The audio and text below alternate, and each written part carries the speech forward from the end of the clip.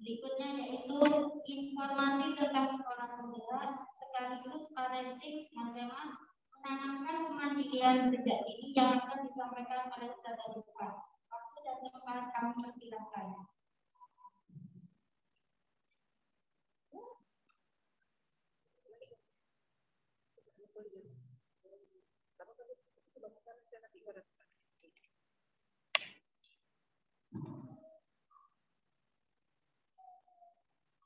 Bismillahirrahmanirrahim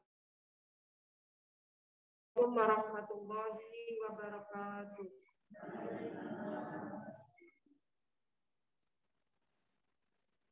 Masih ini apa ya? Bapak ini biar agak hangat. Assalamualaikum warahmatullahi wabarakatuh.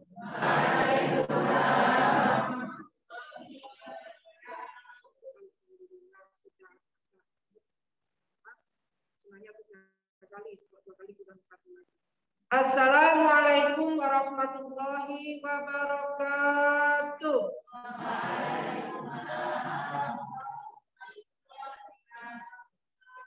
Alhamdulillahirabbil alamin. Wassalatu wassalamu ala asrofil anbiya'i wal mursalin wa ala alihi wa sahbihi ajma'in.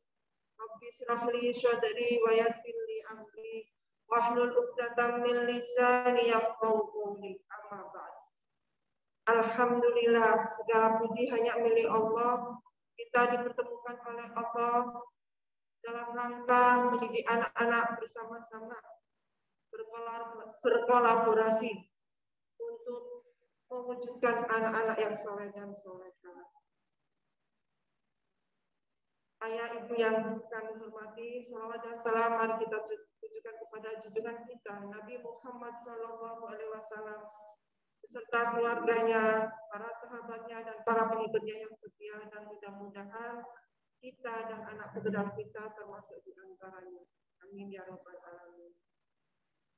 Kami ucapkan terima kasih yang sebesar-besarnya kepada Bapak Ibu yang telah berkenan menghadiri kegiatan kali ini. Harusnya kegiatan ini kami jadwalkan di awal bulan, tapi kemudian mundur tanggal 16 itu mundur lagi karena memang kami tidak ada jadwal dari dinas yang tidak bisa kami wakilkan dan kami tinggalkan. Akhirnya hari ini kita bisa berkumpul. Harusnya hari ini hanya TKP. Yang pekan kemarin itu TKA, biar tidak banyak. Alhamdulillah yang hadir yang kemarin daftar itu 70. Jadi insya Allah cukup untuk ruangan ini. Dan selebihnya bisa lewat Zoom. Jadi memang kegiatan ini tidak bisa ditinggalkan. Karena kegiatan ini keberhasilan kita mendidik anak-anak tidak bisa ustadzanya sendiri. Kami membutuhkan kerjasama dari Bapak Ibu semua agar sama langkahnya, tidak satunya ke kanan, satunya ke kiri. Artinya nggak sampai ke tujuan. Mudah-mudahan kita semuanya diberikan kekuatan oleh Allah, kesehatan dan kesabaran dalam mendidik anak-anak kita semuanya agar mereka mendapatkan kebahagiaannya di dunia dan di akhirat. Amin amin ya rabbal alamin. Sebelum saya berikan informasi yang penting, kami minta tolong agak maju, ibu yang belakang kasihan nggak dapat tempat. Silakan maju, agak maju biar tidak terlalu dekat, tidak berdempetan. Bapak-bapak bisa juga sebelah sana. Kalau mau cari sandaran hidup di sana. Monggo, bapak-bapak sebelah sana biar ibunya agak bisa maju.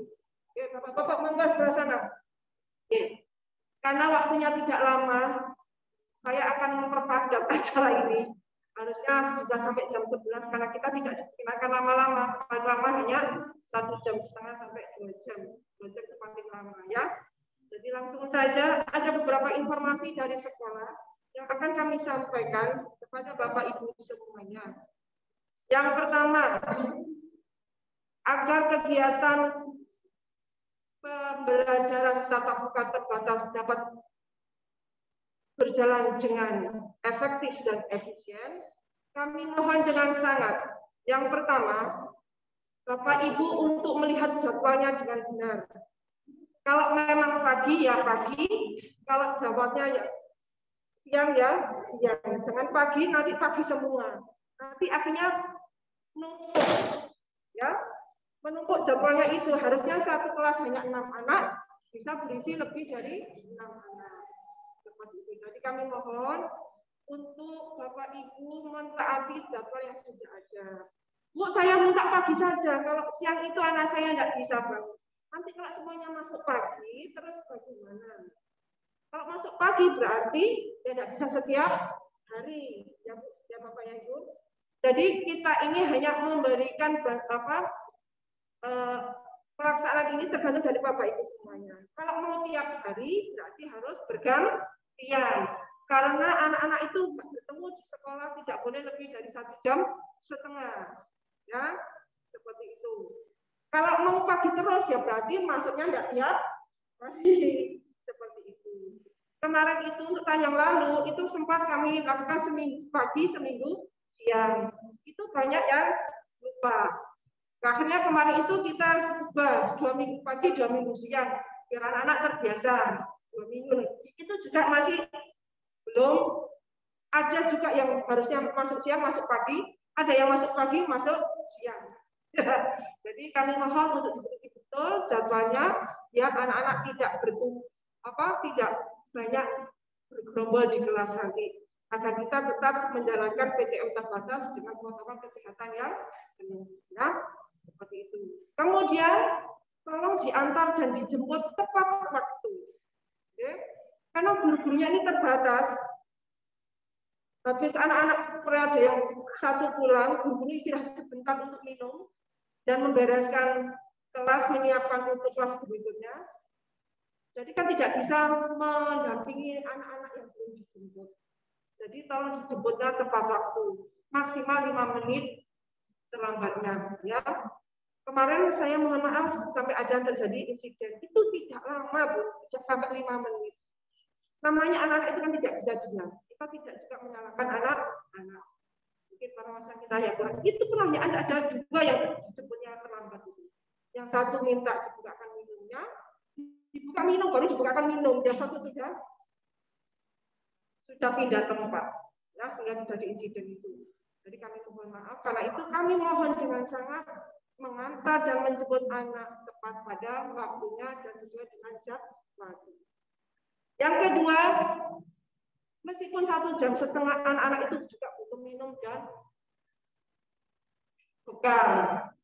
Meskipun tidak bekal nasi, kalau bekal nasi kasihan, waktunya. Kue saja, udah ya. Tolong anak-anak dibawakan kue dan minum. Paling tidak ada minum. Kalau kurang minumnya nanti bisa diisi di sekolah.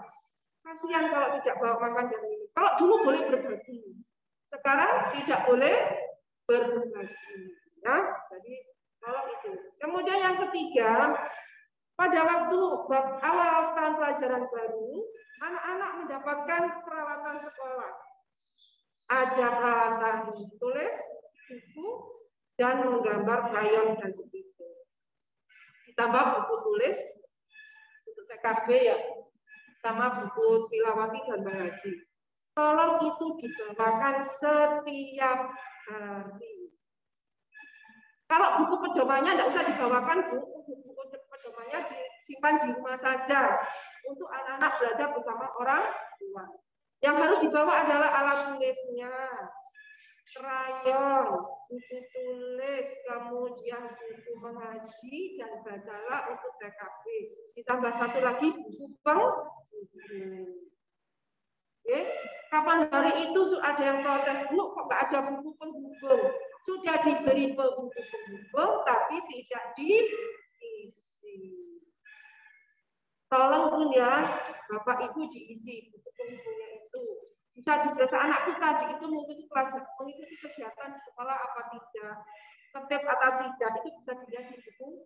Bahkan kalau ada pengumuman penting juga ditulis di buku penghubung. Selain di WA itu kadang-kadang tidak terbaca karena tertutupi dengan WA informasi dari yang lainnya. Seperti itu.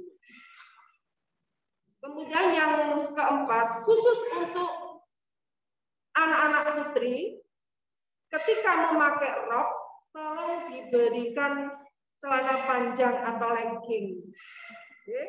Jadi ini untuk menjaga anak-anak juga, tolong anak-anak diberi legging atau celana panjang yang untuk dalaman, untuk anak-anak putri, ya, seperti itu. Selanjutnya tadi buku penghubung tolong diisi dan diperiksa. Kalau ada hal yang mau ditanyakan, boleh lewat buku penghubung itu. Ustazah, kenapa anakku kok tidak ditulis ini? Boleh tanya di situ ya. Ustazah, tolong anak saya tadi membawa uang untuk menabung misalnya. Jadi ibu bisa nulis di buku itu. Ustazah, anak saya itu makanya sekarang susah. Tolong diberi nasihat. Biasanya Pak nasihat dari gurunya kan agak masuk. Seperti itu.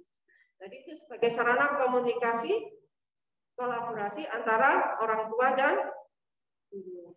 Selanjutnya, untuk mulai bulan depan, bulan November, itu ada uang komite sebesar 15.000 yang dibayarkan bersama-sama dengan SPP.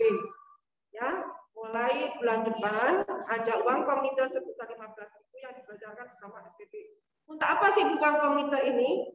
Uang komite ini digunakan oleh komite sekolah, misalnya ada pertemuan seperti ini, ada kue, ada minum, itu semuanya dari komite.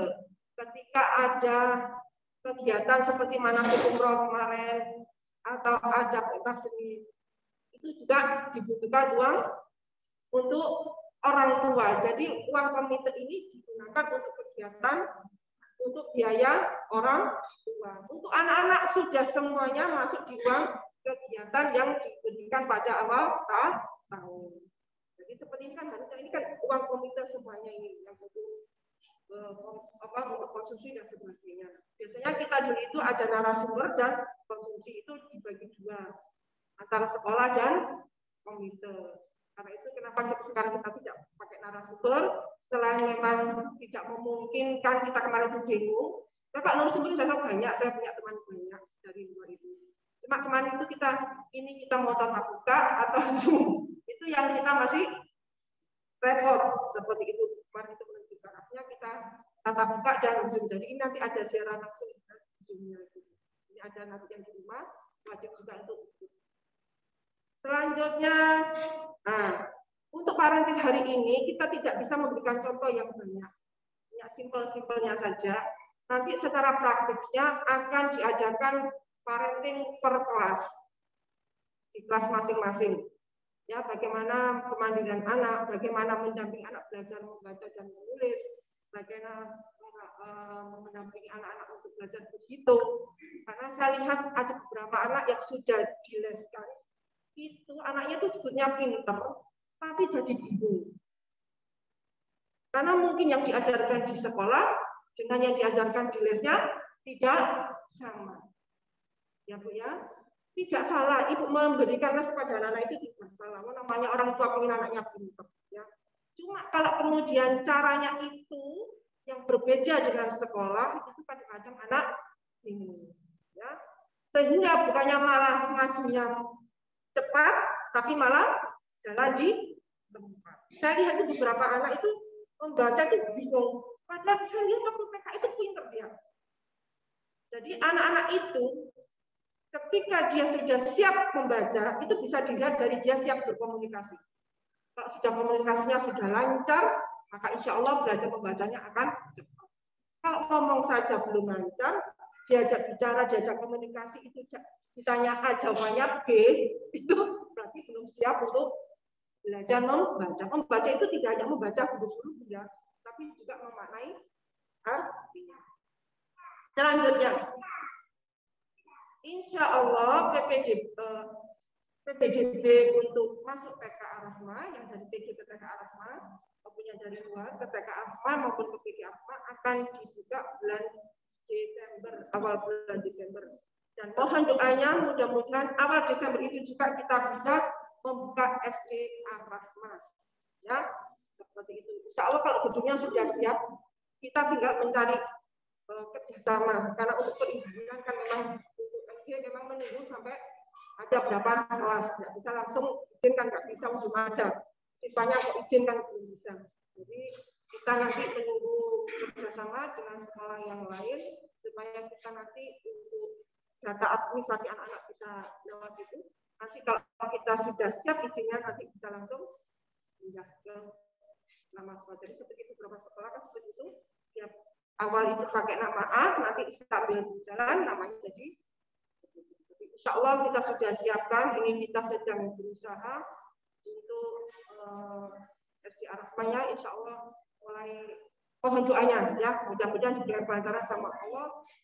Mudah-mudahan bulan Desember awal itu juga kita sudah mulai untuk pendaftaran. Karena sebetulnya saya itu kenapa saya mau buka SD Ar-Rahmah itu, karena saya banyak melihat anak-anak yang di kelas 1 sama kelas 3 itu banyak yang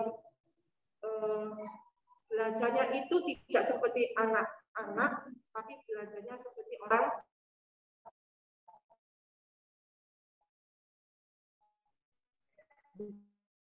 bisa. Hanya nanti bermasalah di kelas 4 dan ada benang merah yang tidak boleh. Mereka sudah tutup buku pindah ke SD, tidak bisa seperti itu. Tapi harus ada transformasi, ya, ada adaptasinya. Mungkin itu informasi dari kami. Selanjutnya akan saya lanjutkan dengan informasi sosialisasi sekolah penggerak.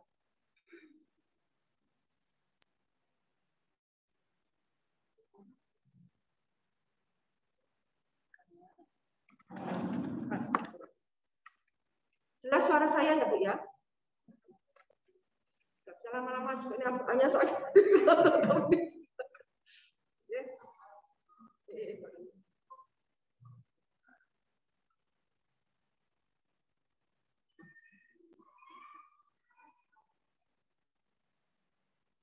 Baik. Untuk program sekolah penggerak tidak lama, sedikit saja akan sampaikan. Alhamdulillah, TK Ar-Rahmah dipilih oleh Kementerian Pendidikan, Kebudayaan, dan Riset untuk menjadi salah satu sekolah penggerak. Dari ribuan yang mendaftar, alhamdulillah Ar-Rahmah terpilih. Dari satu Indonesia itu ada sekitar 300 berapa TK. Alhamdulillah di Sidoarjo ada 15 sekolah penggerak. Dan salah satunya adalah TK Ar-Rahmah. Di Wangi ini ada 4. Tidak semua kecamatan ada, Bu. Jadi ada TK Ar-Rahmah, TK RJ, Al-Muslim, dan yang di Waru. Yang di Wangi juga ada, ya di Wangi. Jadi kami sedang berkolaborasi karena untuk mengimplementasikan tentang program sekolah penggerak. Apa sih sekolah penggerak itu? Sebelum saya menerangkan tentang apa itu sekolah penggerak, Ibu-ibu, negara kita mempunyai visi pendidikan Indonesia. Apa visinya? Yang pertama yaitu mewujudkan Indonesia yang maju, yang berdaulat, mandiri, dan berkepribadian melalui terciptanya pelajar Pancasila. Jadi nanti itu semuanya diarahkan kepada profil pelajar Pancasila. Apa sih profil pelajar Pancasila itu? Profil pelajar Pancasila itu adalah anak-anak yang mempunyai karakter yang pertama, yaitu bernalar kritis, kreatif, mandiri, beriman, bertakwa kepada Tuhan Yang Maha Esa, dan berakhlak mulia, bergotong royong, dan berkepedulian. Saya senangnya beriman dulu. Jadi kalau saya ke guru-guru, beriman dulu, beriman, bertakwa, dan berakhlak mulia, mandiri, bernalar kritis, kreatif, bergotong royong, dan berkepedulian. Nah, ini ada di sini adalah mandiri. Ini nanti yang akan kita bahas bersama-sama, kita sharing bersama-sama bagaimana mewujudkan anak-anak yang mandiri sejak dini ya. Nah, saat ini ada 5 tantangan dalam mewujudkan pendidikan yang diharapkan. Yang pertama yaitu ekosistem. Nah, mulai ke depan sekolah penggerak diharapkan bahwa sekolah itu adalah sebagai kegiatan yang menyenangkan. Pimpinan itu memberikan pelayanan, bukan pengatur saja, tapi memberikan pelayanan yang sebaik-baiknya kepada orang tua, kepada anak, dan kepada guru. Manajemen sekolah itu membutuhkan kolaborasi dengan orang tua dan harus kompeten. Dan keselarasan pendidikan antara di rumah dan keluarga. Ini nanti khususnya untuk TK itu ada yang namanya nanti kegiatan-kegiatan yang melibatkan orang tua. Untuk guru diharapkan untuk guru-guru di sekolah penggerak nantinya itu ya sebagai pemilik dan pembuat kurikulum. Jadi nanti yang membuat kurikulum itu dan pemiliknya itu guru-guru sendiri. Nanti namanya Merdeka Mengajar, Merdeka Belajar. Yang penting mencapai capaian pembelajaran tadi, yaitu profil pelajar Pancasila tadi. Kemudian guru sebagai fasilitator dari berbagai sumber pengetahuan, pelatihan-pelatihan yang diberikan guru berdasarkan praktek. Jadi nanti lebih banyak pada praktek anak-anak itu nanti. Nanti insya Allah mulai Senin depan itu kita sudah mengimplementasikan untuk kurikulum sekolah penggerak ini. Nanti anak-anak diajak membakar asin, tapi di sekolah. Ya. Nanti jadi kegiatan nanti banyak sekali yang bukan kegiatan praktik, tapi tetap tidak meninggalkan keaksaraan, numerasi, dan literasi. Nah, selanjutnya,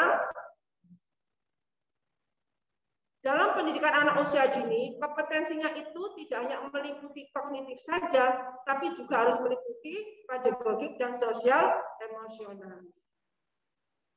Untuk pembelajaran harus berorientasi pada siswa yang sekarang ini lebih dikenal dengan pembelajaran yang terdiferensi, yaitu pembelajaran yang mengikuti karakter dan kebutuhan anak. Nanti ibu-ibu mungkin ada di sini satu kelas, nanti misalnya Asraf sama Disa, satu kelas, tapi ketika ditanya di rumah tadi kamu belajar apa, belum tentu nanti jawabannya sama. Karena mereka belajar sesuai dengan kebutuhannya, sesuai dengan keinginannya, sesuai dengan karakternya. Jadi anak-anak itu sekarang tidak bisa dipaksakan untuk belajar sama, satu kelas sama, menulis semua, tidak.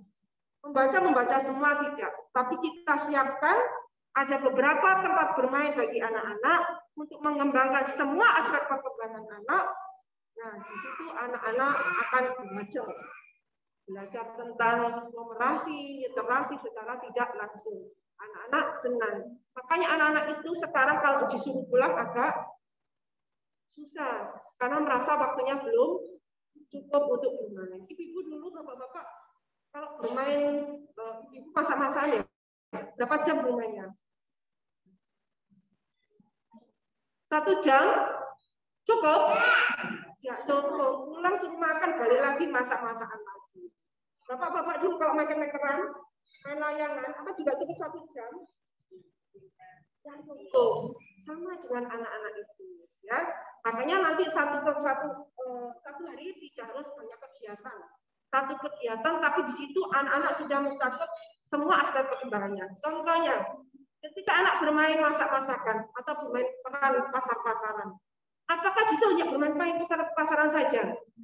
Tidak. Di situ ada literasi, ada numerasi, ada perkembangan fisik motoriknya, ada perkembangan kognitifnya, ada sosial emosionalnya. Kalau berjualan, kan pasti tahu ini namanya apa. Dikasih nama kan, misalnya kangkung, bayam, gitu ya. Atau misalnya kalau itu barang-barang kue, misalnya donat, dan uang, pakai uang-uangan. Berapa harganya? Mereka kan berhitung. Ya, begitu. Sosial emosionalnya di mana? Apakah semua bisa jadi penjual? Pasti ada penjual, ada pembeli. Dan biasanya anak gantian tidak di situ. Gantian. Harus disuruh gantian. Ayo gantian itu. Apa mereka mau bergantian dengan sendirinya? Bergantian dengan sendirinya. Berarti mereka sudah melatih kesabaran, melatih emosinya. Ya, seperti itu. Lalu kognitifnya di mana?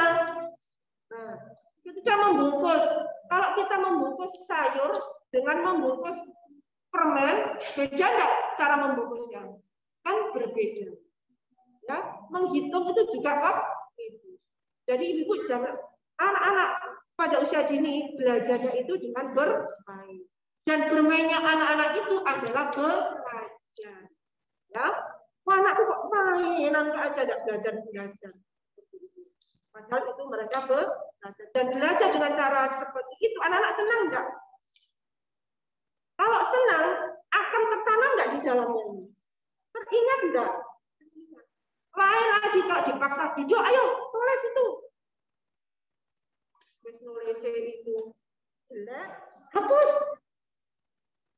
Tambah mampu enggak anak-anak itu? Terus nulis itu soro-soro disuruh menghapus. Ya, seperti itu. Ya, jadi seperti itu. Kemudian saya lanjutkan, kurikulumnya bersifat fleksibel, ya.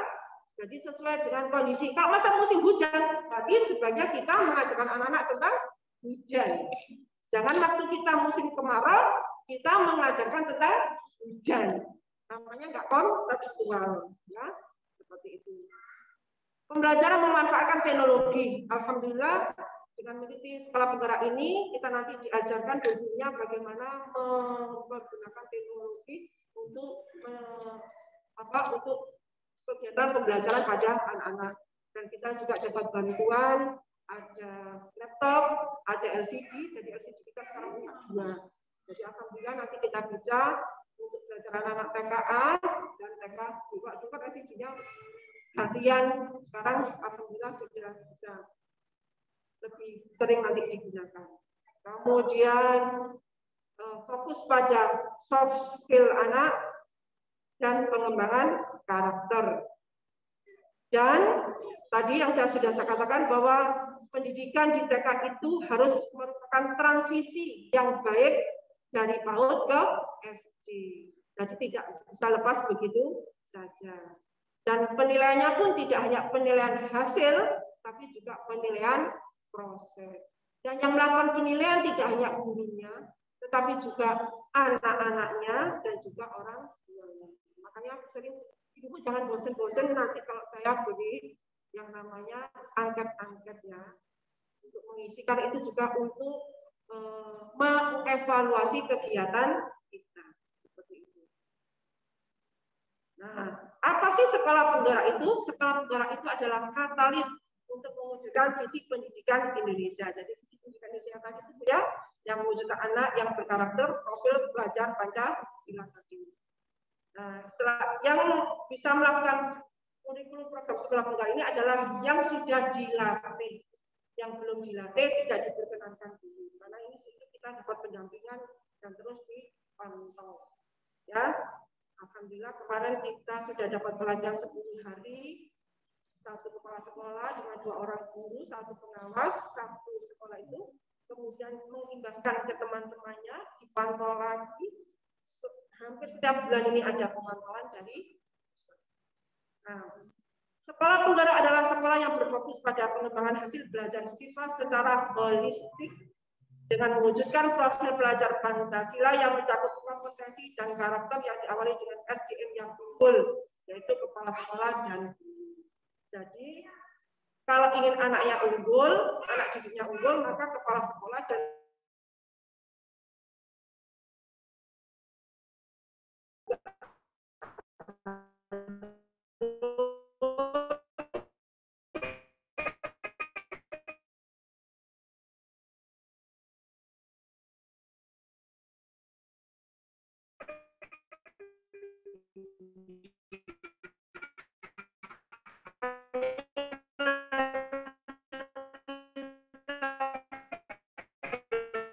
meningkat juga satu ya levelnya. Nah, apa saja sih intervensi dari pemerintah terhadap sekolah penggerak itu? Yang pertama, Ibu-ibu, alhamdulillah kita mendapatkan pendampingan konsultatif dan asimetris, yaitu program kemitraan antara Kemendikbud dan pemerintah daerah, di mana Kemendikbud memberikan pendampingan implementasi sekolah penggerak. Nah, saya bilang tadi ada pendampingan, ada pelatihan, ada evaluasi, nah itu setiap bulan. Ya, seperti itu.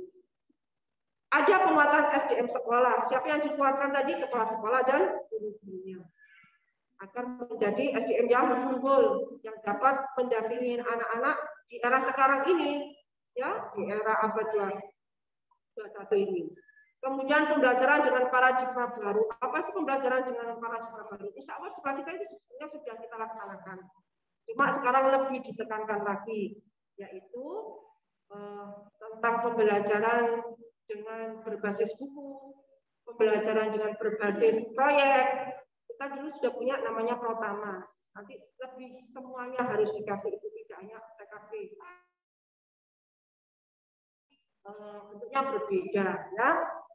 Dan kemudian masih banyak lagi. Ada perencanaan berbasis data.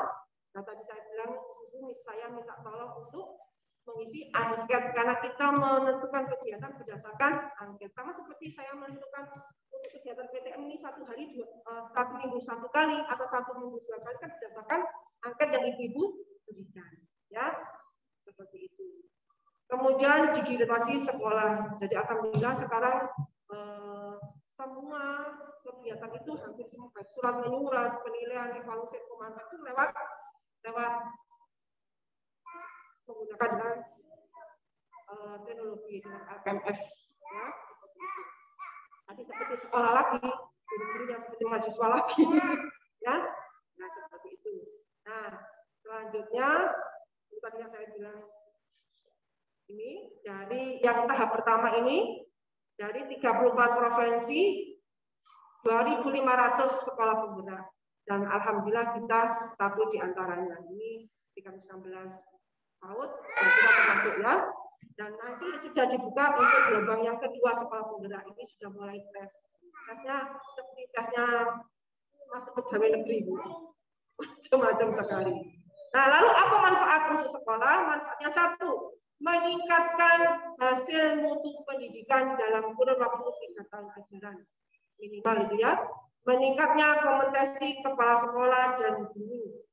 Percepatan digitalisasi sekolah, kesempatan untuk menjadi katalis perubahan bagi sekolah lain. Jadi kita mendapatkan kesempatan untuk berbagi kebaikan dengan sekolah-sekolah yang lain. Percepatan pencapaian profil pelajar Pancasila, mendapatkan pendampingan intensif untuk informasi sekolah. Jadi itu semua kan bukan dana yang tidak kecil. Itu kita mendapatkan bantuan dana juga. Kemudian dana dan peralatan. Termasuk itu Bu ada tempat cuci tangan yang baru itu juga bantuan dari pemerintah itu. Ada itu yang langsung diinjak pakai kaki itu. Ya, ada 2 itu kita dapat bantuan. Kemudian memperoleh tambahan anggaran untuk pembelian bahan ajar bagi pelajar dan paradigma baru. Jadi karena ini banyak praktek, maka membutuhkan banyak dana. Nah, itu dapat support dari pemerintah seperti itu. Nah, itu tadi Ibu tentang sosialisasi pelajar Pancasila. Ya, jadi tadi saya ingatkan salah satunya bahwa dimensi profil pelajar Pancasila itu adalah anak-anak yang mandiri. Sekarang kita bagaimana mau juga anak yang mandiri, kita tonton dulu filmnya dia.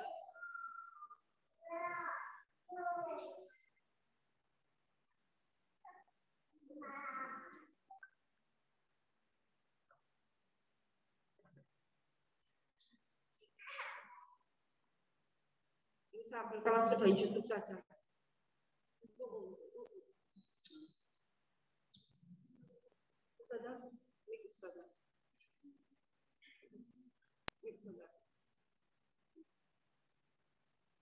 นี่คือเรื่องราวระหว่างฉันกับลูกและสับปะรด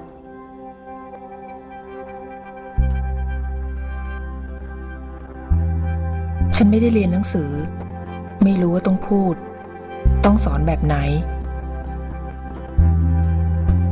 ฉันรู้แค่ว่าต้องทำให้ดูให้เขาเห็นเป็นตัวอย่าง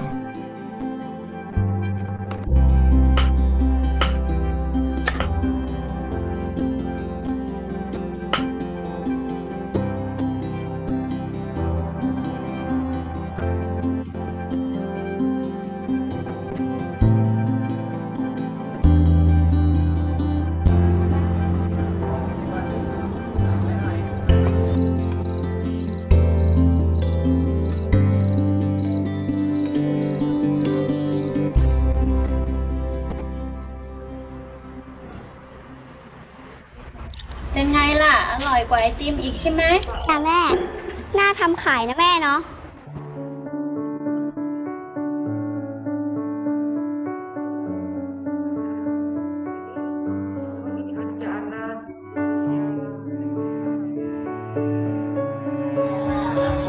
ไอติมสับปะรดนะคะ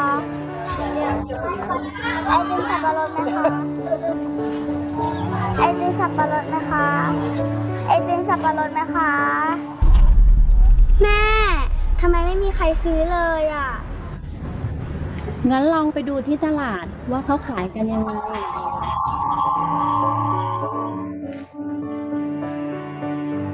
พริกไหมจ๊ะกล่องละ5 3 กล่อง10จ้า ปิ้งจอมทัพหมูปิ้งอร่อยครับหมูปิ้งจอมทัพจ้า พริกกล่องละ5นะคะ3 กล่อง10จ้า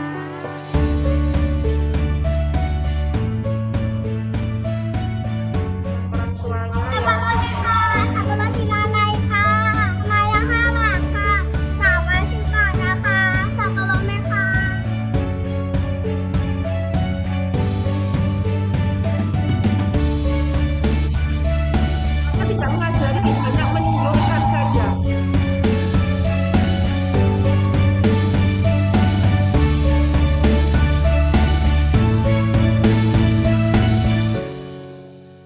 พอเห็นเขาได้สังเกตได้ลองทำเอง วันนี้ฉันสบายใจแล้ว ที่เห็นเขาทำได้แบบนี้ และมั่นใจว่าวันข้างหน้าถ้าไม่มีฉันเขาจะยืนได้ด้วยตัวเขาเอง อัชราภูลสวัสดิ์ได้รับทุนจากโครงการสารรักจนจบปริญญาตรีปี 2556 แรงบันดาลใจจากครอบครัวสร้างการเรียนรู้ที่ไม่รู้จบสารรักจาก AIS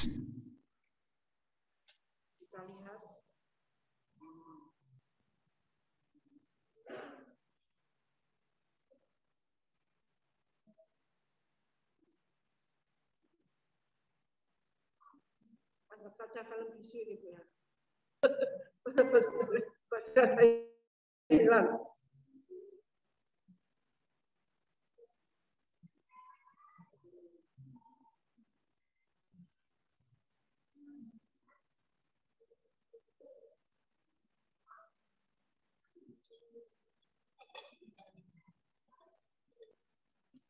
Inilah es nanas.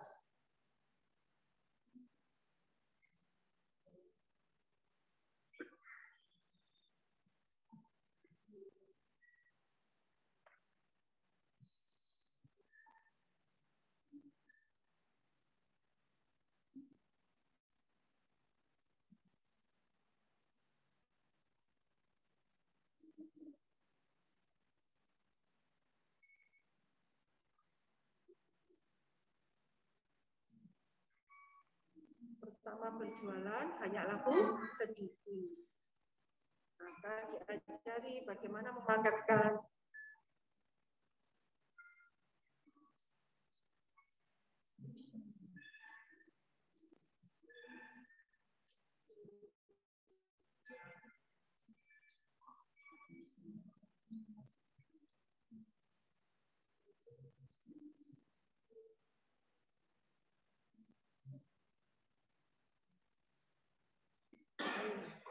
memasarkan dengan tulisan sekarang.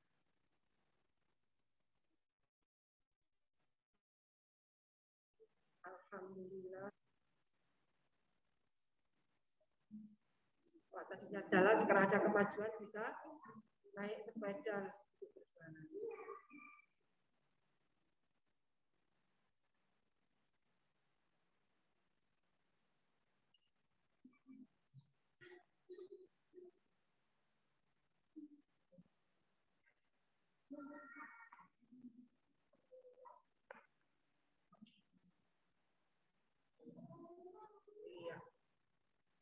Oke, ini saya tahu ya, alhamdulillah atas didikan orang tuanya tentang kemandirian bisa menjadikan anak-anaknya sukses.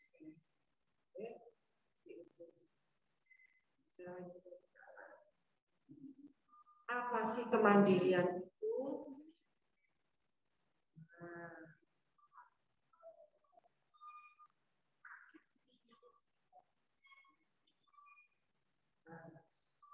Hari ini waktunya tinggal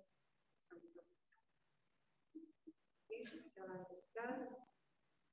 Kita dicontoh anak yang mandiri.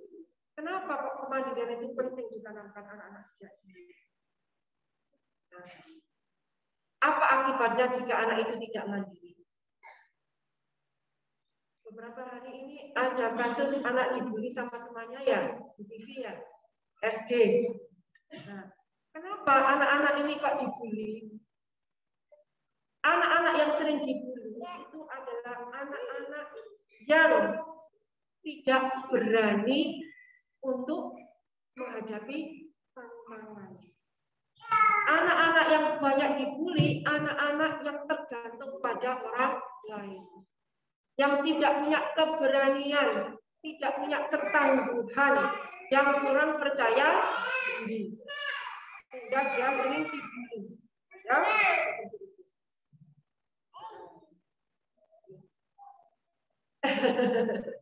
Ya, seperti itu. Nah, apakah ayah bunda mau anak-anaknya nanti dibully? Tidak.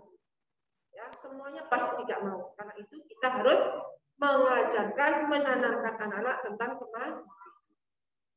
Selain itu, di awal-awal itu ada anak yang mogok sekolah, ya. Bahkan ada anak yang sudah SD masih mogok sekolah. Kenapa? Anak yang mogok sekolah itu diantaranya karena dia tidak nyaman di sekolah. Kenapa dia tidak nyaman di sekolah? Penyebabnya karena dia merasa di sekolah itu banyak aturan. Mainan harus berbagi, harus antri. Sedangkan kalau dia anak tunggal di rumah, mainan hanya untuk dirinya. Aturan tidak ditegakkan. Kata ibu boleh, kata ibu tidak boleh, kata ayah boleh. Ya, itu salah satu anak yang mogok sekolah. Tidak hanya waktu di TK, di SD, bahkan sampai SMA ada anak mogok sekolah sehingga harus berguna berkali-kali.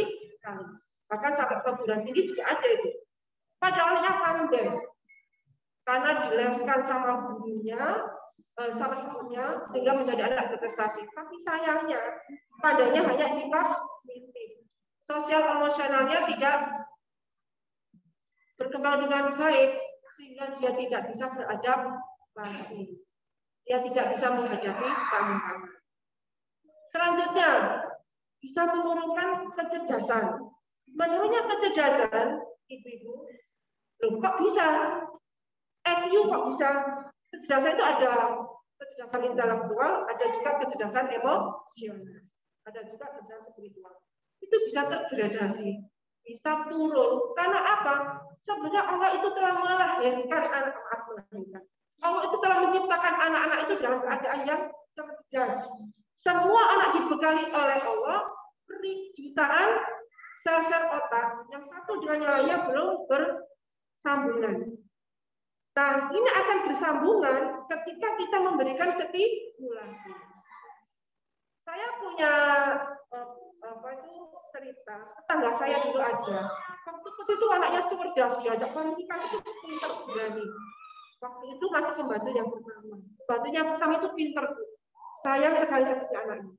Lalu ganti pembantu yang kedua. Itu jahatnya bukan main. Anak nggak boleh. Yang penting anak akhirnya apa? Anak tadi yang biasanya banyak ngomongnya mulai sedikit-sedikit tidak banyak ngomong. Yang biasanya berani tampil itu mulai sedikit-sedikit menarik diri dari teman-teman. Prestasinya juga akhirnya jangan sampai hal itu terjadi pada anak-anak kita karena kurang stimulasi, kurangnya diajari kemandirian. Ya. Kemudian, nah, anak-anak yang kurang diajari kemandirian ini nanti juga bermasalah tidak hanya di sekolah, tapi juga bisa bermasalah di tempat pekerjaannya. Orang-orang yang berganti pekerjaan satu ganti nggak cocok, ganti lagi nggak cocok itu ada. Ya, sepupu dari ipar saya itu ada seperti itu. Pindah-pindah akhirnya nggak dapat pekerjaan sekarang. Karena ketika dapat pekerjaan ini nggak cocok, nggak cocok gajinya lah, di sini lagi nggak cocok tempatnya, nggak cocok lingkungannya, pindah terus. Akhirnya apa? Lama-lama dia nggak diterima bekerja, sekarang nganggur. Sebetulnya itu tadi apa? Karena dia tidak bisa beradaptasi. Dia tidak bisa menghadapi tantangan. Kenapa kok tidak bisa menghadapi tantangan? Karena tadi kemandiriannya kurang. Ya. Selanjutnya kekacauan pola beribadah. Ibu-ibu, coba saya tanya di sini ada yang punya anak di atas 10 tahun, yang usianya di atas 10 tahun? Ada? Oh, ada, alhamdulillah. Sholatnya bagaimana Bunda? Masuk jawab AB? Oh, alhamdulillah. Sekarang ini banyak anak sudah SMA, sudah kuliah, sholat itu harus dibangunkan dulu, harus diingatkan. Nah, itu juga dia kurang mandiri. Kenapa? Karena dia kurang bisa membagi waktu. Membagi waktu, manajemen waktu itu termasuk salah satu dari kemandirian. Ya? Kemudian kekacauan dalam rumah tangga. Ya? Seringkali suami istri itu ribut hanya karena banyak remeh. Apa itu? Maaf ya bapak-bapak, bapak-bapak itu biasanya kalau menempatkan baju kotor di mana? Tenggelam di mana-mana, ya seperti itu. Nah, ibu juga begitu, kalau sudah kadang ngobrol sama tetangganya, maaf ya ibu ya, termasuk saya ini, nggak pulang. Tapi karena alhamdulillah ada COVID, jadi ada ngobrol di luar, ngobrol di dalam, tapi di WA sama saja juga. Akhirnya lupa dengan tanggung jawab di rumah. Pembagian kerja, bekerja sama dengan orang lain, pembagian waktu, kemudian pelaksanaan tanggung jawab, itu juga salah satu dari tugas kemandirian. Ya, nah, yang lebih parah lagi itu adalah kalau dia sudah tidak bisa beradaptasi, dia itu orangnya kecil hati, akhirnya apa? Kapan hari itu ada anak SD yang bunuh diri? Pernah dengar? Beberapa hari lalu ya, karena banyak tugas dari sekolah. Tapi sampai sekarang belum tahu apa penyebab sesungguhnya. Tapi sementara itu masih didiagnosisnya karena kebanyakan tugas online katanya. Anak SMA tidak diterima di sekolah favorit, bunuh diri. Kuliah sudah S2, nggak selesai S2-nya, bunuh. Apa di sini? Kurang tangguh. Kenapa kok kurang tangguh? Karena kurang beradaptasi. Kenapa kok kurang beradaptasi? Karena kurang mendapatkan kesempatan untuk mendapatkan tantangan. Kenapa kok kurang kesempatan mendapatkan tantangan? Karena selama ini dimanjakan, selalu dipenuhi keinginannya. Tidak diberikan tantangan untuk belajar. Memakai sepatu, anak-anak yang harusnya bisa memakai sepatu dipakai.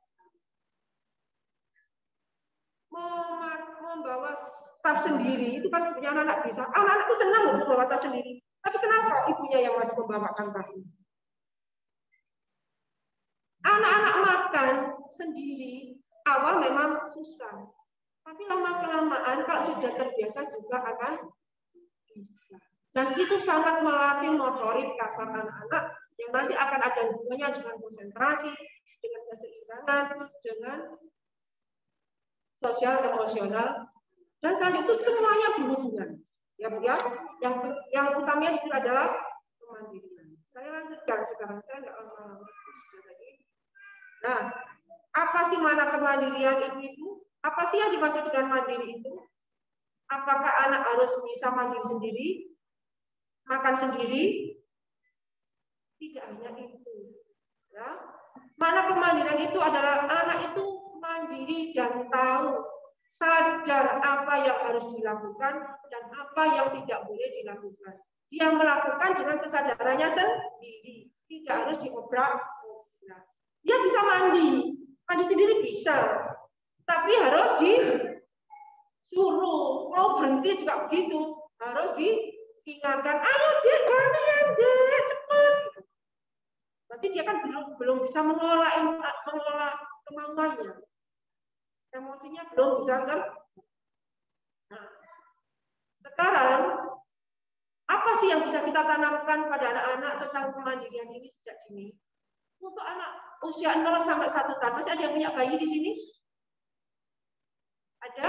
Nah, 0 1 tahun itu kan bayi ya Bu ya. Dia bisa duduk memegang mainannya sendiri, merangkak dan mengambil mainan sendiri. Jadi anak itu jangan ditaruh di box saja atau di kursi bayi itu Bu ya, di kereta bayi. Biar nggak mana-mana taruh di situ. Jadi anaknya di situ ngompol di situ, tidur di situ, ibunya asik sendiri. Ya, kalau itu akan menghambat belajar anak. Berjalan sendiri dan berusaha bangkit saat jatuh. Ya. Nah, usia 1 tahun itu biasanya anak-anak sudah bisa berjalan. Bisa lebih sedikit, jangan sampai lebih dari 2 tahun. Kalau lebih dari 2 tahun maka berarti anak itu ada masalah. Ya. Selanjutnya usia 1 sampai 2 tahun. Ya. Minum dengan gelas, disapai dari penyusuan, mencuci tangan sendiri. Kenapa kok harus usia 2 tahun itu harus disapai dari penyusuan? Sudah Ustazah, sudah tak sapai, sekarang minum don. Itu sama saja Bu. Ya, yang namanya disape itu anak-anak minumnya di gelas, bukan di dot.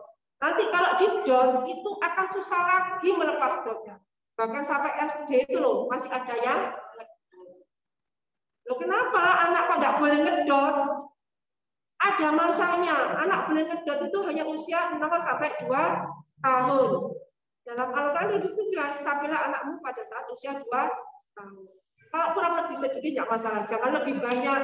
Ada yang sampai 3 tahun itu masih disusui. Itu sesuatu yang berlebihan, itu kan juga tidak boleh. Ya. Anak dengan ini nanti hubungannya dengan pampers. Biasanya anak yang ngedot itu hubungannya dengan pampers. Anak yang ngedot biasanya pakai pampers.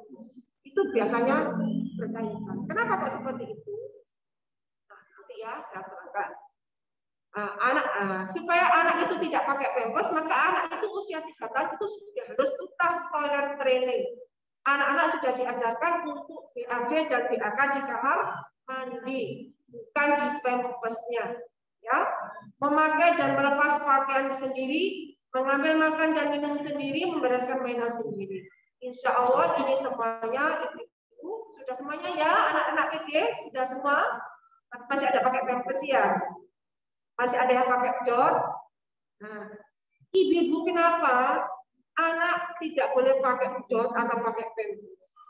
Anak yang ngedot itu nikmat. Kalau diambil marah-marah tidak. Kalau mau minta minum biasanya mau sekarang, bisa nggak ditunda? Ya, kalau pakai dot loh, mama dot, mimi susu gitu. Biasanya kan kalau di dot dia langsung minta segera dibuatkan, kemudian langsung didos. Nah, anak-anak sejak usia 2 tahun itu harusnya sudah diajarkan untuk mengambil kenyamanannya.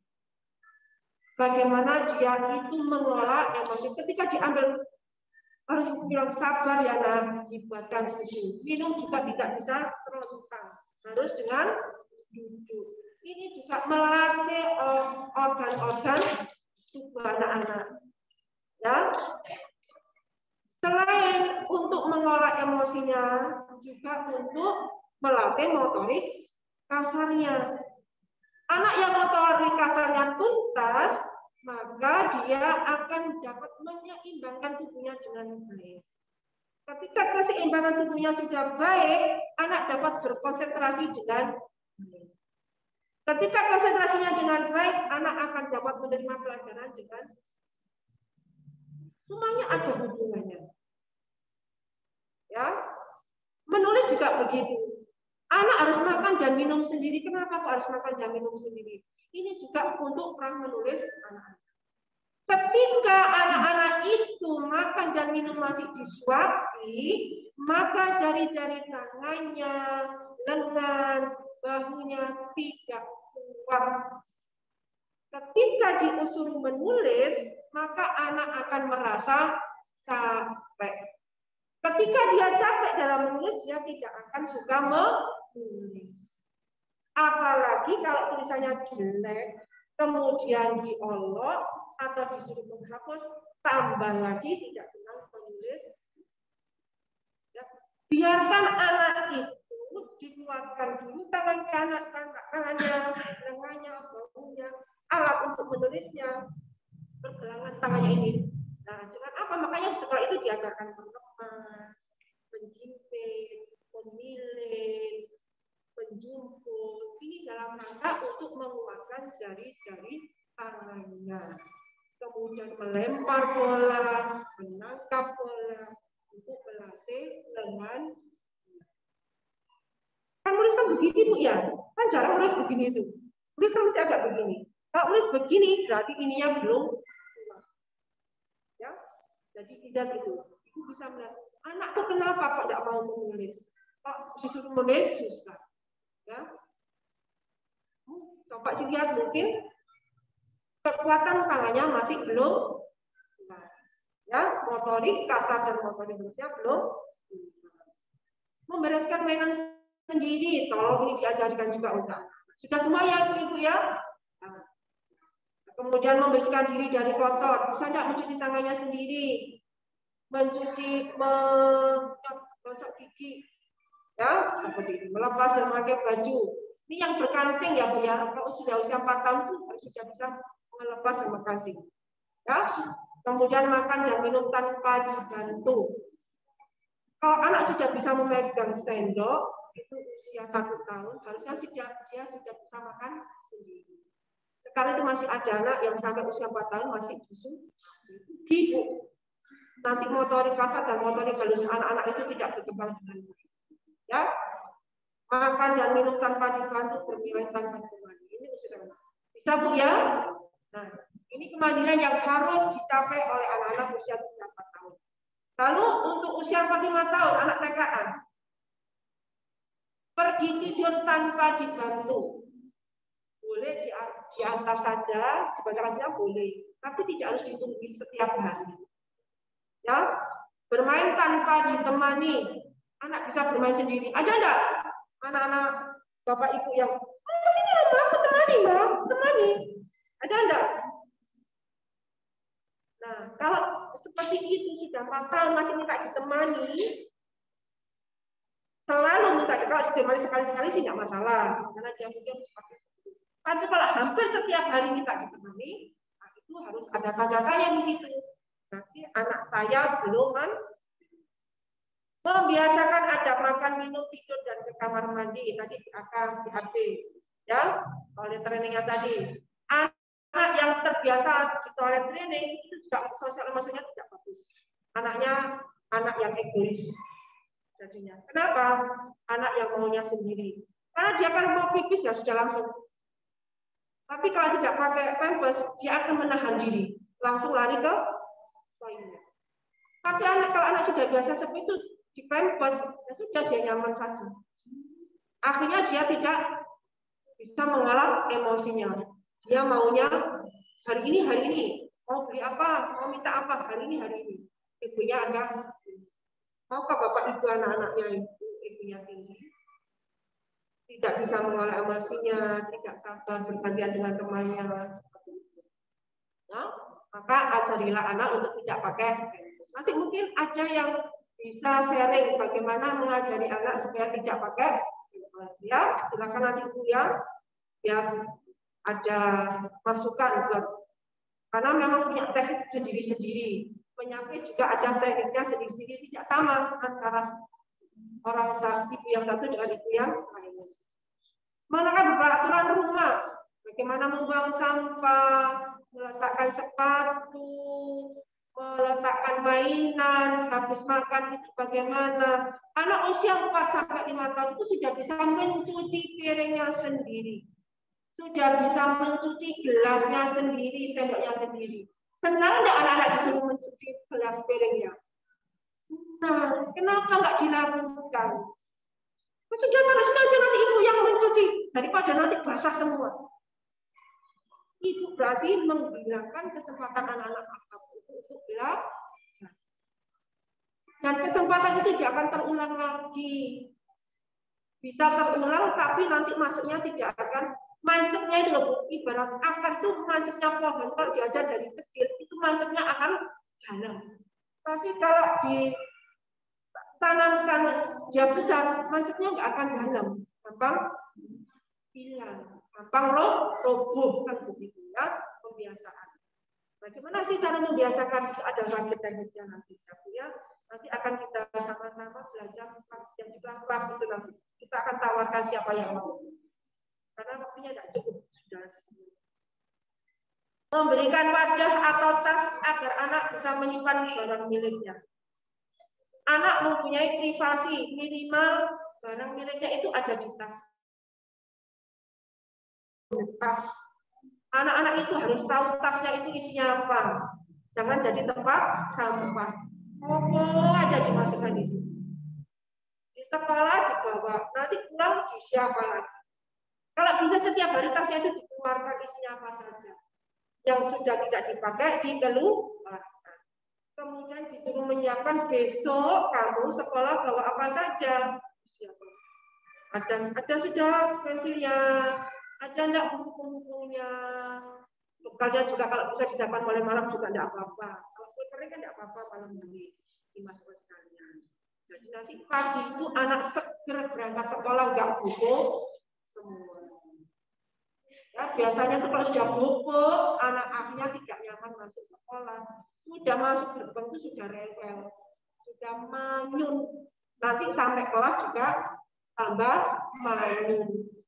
Ya, jadi tolong ketika mau tidur itu anak senang, bangun tidur senang, berangkat sekolah senang. Insya Allah pulang-pulang dapat ilmu yang menyenangkan anak-anak. Dia akan bersemangat. Ya, seperti itu. Usia 5-6 tahun membuat jadwal rutin.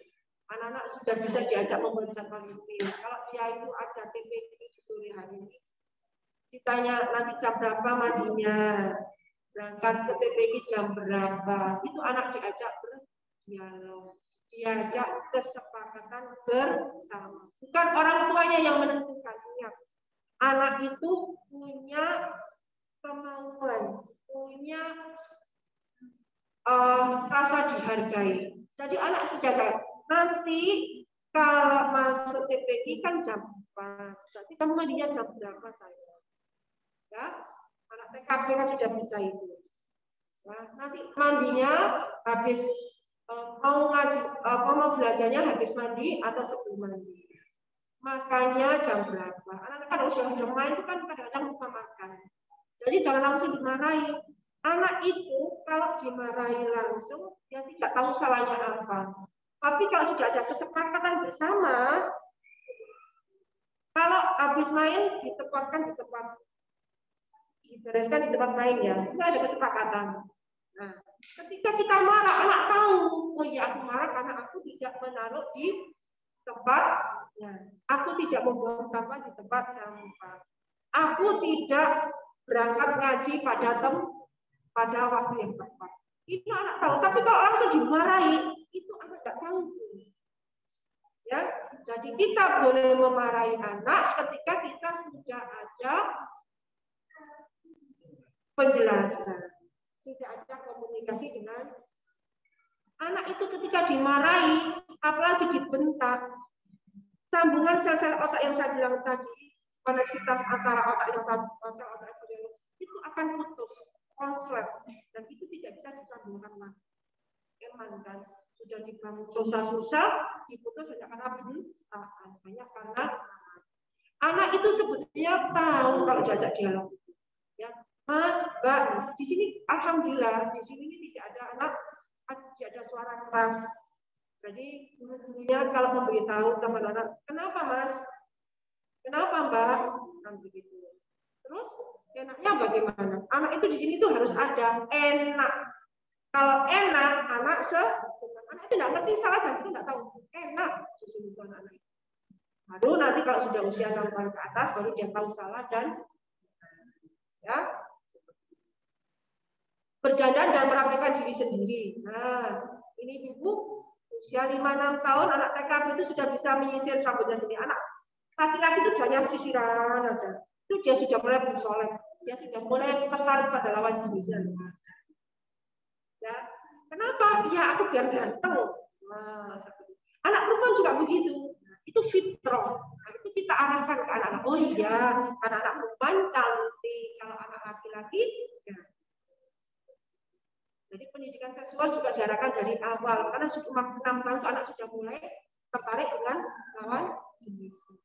Dalam arti bukan yang tertarik sebenarnya, tapi itu sudah mulai. Nah, itu kan harus kita arahkan. Padahal ini loh pacarku, begitu kan. Itu ada anak seperti itu. Saya punya dulu ibu murid seperti itu. Oh pacarku ganti sekarang, aku nggak mau untuk cerewet. Itu ada itu. Ya, adiknya sekarang juga sekolah di sini. Jadi kalau saya ingat dulu, oh ini juga kakaknya yang dulu pacarnya banyak ini. Misalnya ya. Jadi itu yang harus kita lakukan. Nanti ada namanya pendidikan seksual sejak dini. Selanjutnya, meminta maaf ketika berbuat salah. Ada anak yang susah sekali meminta maaf. Ada enggak? Ada. Kenapa? Itu supaya juga dari contoh. Ketika orang tua yang berbuat salah tidak segera minta maaf, anak juga akan mencontoh. Ya, jadi Anak itu sebetulnya adalah fotokopi dari orang tuanya, fotokopi dari gurunya. Bisa kita lihat, kayak apa sih gurunya ngajar di sekolah di kelas itu? Anak aja suruh belajar, ayo sekarang jadi guru-guruan. Kamu yang jadi gurunya, mama yang jadi muridnya. Ibu nanti tahu bagaimana cara gaya model belajar pengajar. Anak-anak meniru persis Bu. Sama, saya juga begitu. Kalau ada anak bermasalah, itu saya tanggap itu bagaimana mama kalau marah. Kalau dia bilang, aku tuh dimarahin mama. Iya, dimarahin itu enggak enak ya. Sakitnya dimarahin dia. Bagaimana mama kalau marah itu? Jadi saya akan ada anak itu ya. Ini dia dicubit sama mama. Jadi setiap anak itu kan anak yang bersih.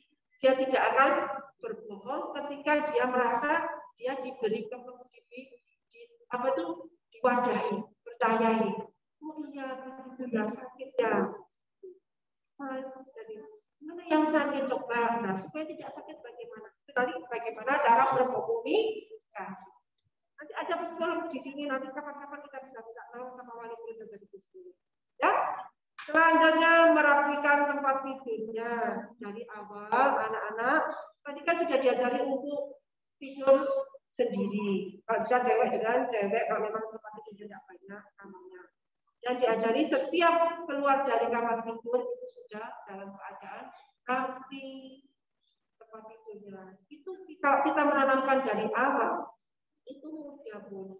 Tapi kalau kita mau menanamkan di tengah-tengah itu susah.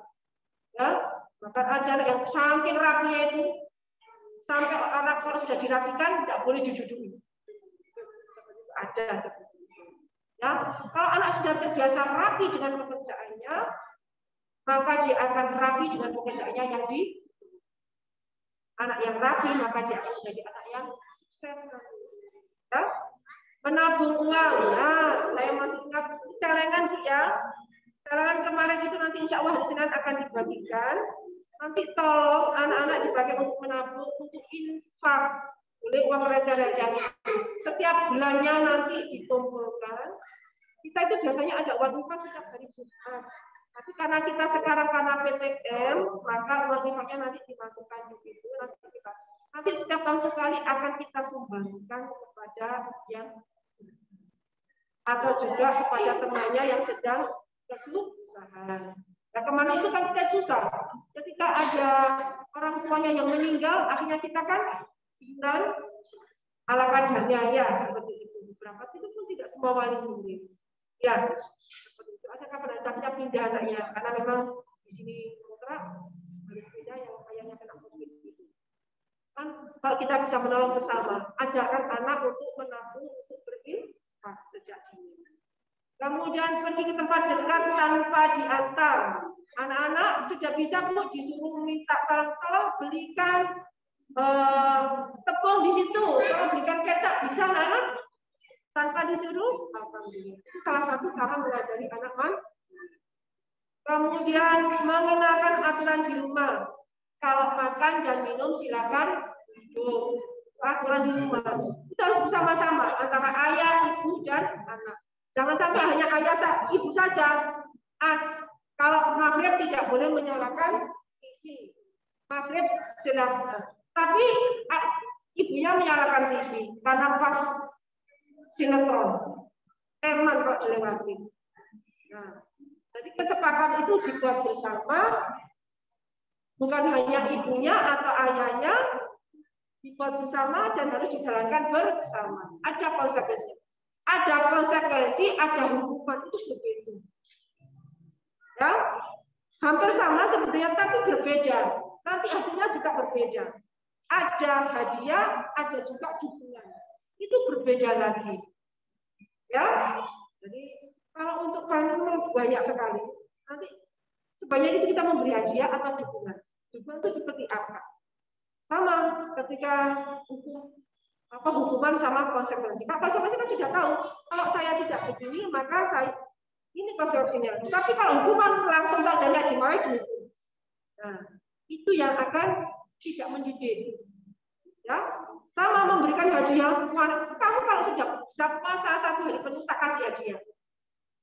Itu namanya hadiah. Kalau dukungan berbeda lagi. Dukungan itu tidak hanya ketika anak mendapat selesai, tapi juga selama proses itu namanya dukungan. Dan hadiahnya itu diberikan karena spesifik. Ya, oh, alhamdulillah hari ini akan mama berikan hadiah karena tadi kamu sudah bisa menahan nafas hingga sampai maghrib. Kamu baca Al-Quran, kamu sholat berjamaah sama. Jadi bukan dijanjikan, tapi karena perbuatan baiknya yang khusus tadi diberi hadiah. Tapi kalau dijanjikan, maka nanti anak berbuat karena ada janji. Tapi kalau ibu-ibu misalnya, saya tanya, nggak sama mama dikasih hadiah sama suaminya, seneng nggak kira-kira? Dikasih uang 1 keping, seneng nggak? Seamplop di sini nggak tahu berapa, seneng nggak? Nggak tahu saudara. Seneng anak ketika Bun, nanti kalau bunda bisa ini misalnya, bisa menyelesaikan pekerjaan ini, saya kasih uang segini. Kira-kira bahagianya enak yang mana? Yang dijanjikan tadi atau langsung ujuk-ujuk dikasih hadiah? Senang yang mana? Yang ujuk-ujuk dikasih hadiah kan? Nah sama anak-anak juga begitu. Sehingga ketika anak nanti berkegiatan itu tidak karena hadiah, tapi karena dorongan diri. Nah, anak usia 67 tahun, tadi sudah ya, sudah. Sekarang 67 tahun itu anak TKP ya. Melakukan jatah rutin dengan sekali peringatan. Waktunya ngaji, cukup sekali saja. Ayo ngaji. Ngaji. Sekarang waktunya ngaji. Berkali-kali nggak berangkat. Anak itu kok dilakukan. Seperti itu berarti belum. Kalau sekali saja, Mas, sekarang jam berapa waktunya? Oh ya, waktunya ngaji. Itu namanya anaknya sudah mandiri. Ya, berpartisipasi melakukan pekerjaan rumah yang sederhana, menyapu, menyiram tanaman, mencuci piring, bisa semuanya ya Bu ya. Kemarin kalau nggak salah waktu pembelajaran di rumah ada tugas-tugas ini ya. Nah, itu salah satu mengajari anak mandirian. Menyiapkan barangnya yang dibutuhkan saat pergi. Nah, ini kalau bisa anak-anak itu punya tas pergi sendiri, jangan jadi satu sama ayah bundanya. Jadi ketika pergi, dia sudah tahu barang apa yang akan dibawa. Orang tuanya tinggal memeriksa. Kalau kebanyakan yang diambil, kalau kurang ya ditambahi. Kan begitu. Mas, ini tapi jangan langsung diambil, nanti dia cari di sana. Kok kan nggak ada, Mas? Mas, ini kan nggak cukup tempatnya. Ini diambil ya sama Mas. Mas, ini kurang, ini ditambah sama Mama. Jadi harus ada. Karena ini adalah wilayah privasi dia. Anak saya itu usia 3 tahun itu sudah punya tas sendiri, Bu. Kalau bepergian itu tidak jadi satu sama saya. Jadi ada tas komputer yang digerakkan. Kalau tas ransel kan nggak mungkin. Jadi tas ransel yang digerakkan. Jadi kalau mau lalu itu barangnya di situ semua. Mana yang mau kamu bawa? Jadi kita membantu untuk mengepas. Dan alhamdulillah sampai sekarang pun kalau saya pergi sama anak itu sudah biasa anak-anak mau pergi mana cepat sudah karena sudah terbiasa untuk mempersiapkan barangnya sendiri. Ya. Kemudian menata buku dan peralatannya sendiri, menyelesaikan masalah perkara sendiri. Nah, sebelum misalnya masalah perkara sendiri, ini juga sering kan anak-anak itu bertengkar dengan temannya atau dengan saudaranya. Kira-kira apa yang dilakukan kalau sudah anak itu? Menyalahkan yang besar, membela yang kecil. Betul seperti itu? Nah, ada ya, jangan sampai ya Bu ya. Tetap kita harus adil. Tidak selalu yang disalahkan yang besar. Besar itu bukan untuk dikalah-kalahkan, kecil bukan untuk yang dikalah-kalahkan. Kalau ibu melakukan itu, bapak itu, anak itu akan ada dendam. Itu dendam itu di bawah. Artinya dia tidak suka sama seorang. Padahal kita saja yang tidak melakukan, yang tidak ada misalnya gurunya. Ini gurunya ini dulu mengajari kakaknya kan. Adiknya kok beda sama kakaknya, itu secara tidak sengaja ngomong saja, itu nanti masuk dan disimpan sama anak. Aku tidak suka kakak, tidak suka sama kakak itu. Kakak itu aja pintar-pintar kakak. Dari aku tuh dimarahin. Itu pernah kejadian seperti itu. Jadi kita harus berlaku adil. Kalau memang itu kumpulkan, cari sumber masalahnya dan suruh untuk menyelesaikan sendiri. Ngantuk ya Bu ya. Coba Ibu, coba lah sekarang biar nggak ngantuk. Coba mana tangan kanannya di atas semuanya Ibu. Yuk, coba semuanya. Tangan kanannya di atas. Satu, tunjuk tangan. Kalau jarinya satu, mana jari satu? Hampir semuanya begini ya. Ini satu. Boleh tidak saya satu begini? Dua, jari dua bagaimana? Nah, semuanya juga begini. Nah, itu gitu ya. Ada yang begini. Nah, dua itu tidak harus begini. Begini juga boleh. Iya. Begini juga boleh. Ya, begini juga boleh kan dua. Tiga, sekarang tiga. Nah, tiga begini. Saya tidak boleh begini. Begini tidak boleh. Nah, sekarang coba sambil menyanyi, sambil menunjukkan jarinya. Jangan seperti biasanya ya. 1, 2, 3, 4. Sekarang lain. Tidak 1, 2, 3, 4. Banyak jalan menuju Roma. Banyak cara untuk menuju anak yang lain. Tidak seperti ayat berdoa saja. Coba sekarang. 1, 2, 3, 4. 1, 2, 3, 4. Sekarang pakai jari yang lain, jangan pakai begini. Boleh tidak 4 begini dulu? Nah, sekarang coba. Nah, ini berarti otak kanan dan otak kirinya. Bersama konsentrasinya. 1, 2, 3, 4. 4, 2, 2, 1. 3, 2, 2, 3. 3, 2, 1, 1, 3. Coba sekarang lagi. Ya udah anu tangannya capek ya Bunda. Coba tangannya semuanya. Coba supaya goyang semuanya. Iya, biar tidak capek. Biar saraf-sarafnya kan tidak capek. Sekarang yang kiri dulu. Kiri mana kiri? Kiri. Saya itu kalau misalnya sama anak kiri berarti saya kanan. Kiri ya. Gosok terus. Yang kanan sekarang. Sekarang ditangkepkan. Ya, bagaimana rasanya? Dingin apa panas? Masih dingin ya? Digosok-gosokkan biar anget. Digosok-gosokkan biar anget. Terus gosok yang cepat. Nah, biar nggak kedinginan karena terlalu AC. Taruh di pipinya. Nah, hangat tidak? Hangat. Biar hangat lagi. Gosok lagi. Jangan cepat lagi. Ayo, cepat lagi. Taruh di dadanya. Hangat sekali. Oke, lagi, ayo.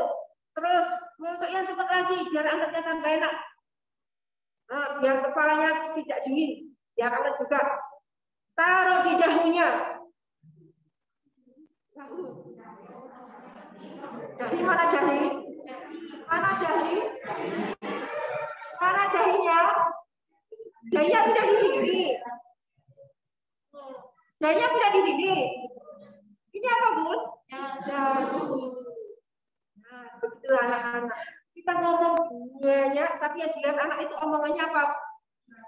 Apa peraganya? Tingkah lakunya. Yang dilihat adalah tindak lanjut. Anak itu akan cepat mencontoh apa yang kita tunjukkan. Kita omongkan berbusa-busa, itu kadang-kadang banyak masuk ke kiri, keluar telinga anak. Kalau mau anak-anak itu menurut, maka apa yang kita ucapkan harus sama dengan yang kita lakukan. Ya, baik. Sekarang sudah 5 menit. Waktunya tidak cukup. Ini ada yang 8 tahun ke atas. Tidak bisa saya sampaikan di sini. Ibu nanti bisa baca buku. Ini yang mau pesan silakan. Ini harganya 70.000. Itu banyak sekali contoh-contoh kemandirian anak. Ada manajemen waktu, ada manajemen tas, ada manajemen emosi dan sebagainya ada di sini. Yang tidak bisa saya sampaikan di sini karena waktunya ya. Nah, terakhir yang akan mau saya sampaikan, ayah bunda, kemandirian fisik yang saya ucapkan tadi itu kemandirian fisik dan belum sampai kemandirian emosi. Ya, anak-anak yang terbiasa melakukan kebiasaan kemandirian fisik, maka akan melahirkan anak-anak yang tanggung jawab. Ya, anak-anak yang mempunyai tanggung jawab pada pribadinya, tanggung jawab pada dirinya. Dan akan muncul daya juangnya, tidak mudah mengeluh. Karena dia muncul daya juang, tidak mudah mengeluh, dia mudah untuk mengendalikan dirinya. Dia mudah untuk beradaptasi. Sehingga akan dicapai kemandirian emosi. Ya. Yang terakhir, anak-anak yang terbiasa mengelola emosinya saat kecil, mereka akan mudah mengelola emosinya saat besar nanti. Mereka akan mudah membangun kerjasama di tempat kerja dan membangun rumah tangga yang harmonis. Jadi kalau ingin anak-anak ibu nanti berhasil, sukses, maka tanamkan kemandirian sejak dini. Ya, seperti itu. Sebelum saya akhiri, ada pertanyaan? Ada masukan? Mungkin ada mau pertanyaan, waktunya tinggal 3 menit. Satu aja pertanyaan, monggo. Atau nanti mungkin sekarang belum ada pertanyaan, nanti bisa dijawab ke saya, tidak apa-apa pun ya. Nanti akan saya jawab, ya seperti itu. Nanti kalau mungkin kalau lewat WA group, nanti takutnya kalau itu masalah pribadi, takut gitu ya. Silakan nanti mungkin ada konsultasi apa ada masalah yang mau ditanyakan. Oh ya. Oke. Nah, yang terakhir dari saya ini katanya mau ada doorpress katanya dari teman-teman ini ya. Yang terakhir ibu dalam surat An-Nisa ayat 9 dikatakan yang terjemahnya, dan tidaklah takut kepada Allah orang-orang yang sekiranya meninggalkan keturunannya dalam keadaan yang lemah di belakang mereka. Lemah dalam arti lemah fisik, lemah intelektual, lemah spiritual, lemah finansial, ya, lemah emosi, ya, seperti itu. Maka semoga kita semuanya, anak-anak kita bukan anak-anak yang lemah, tapi anak-anak yang tangguh. Ya.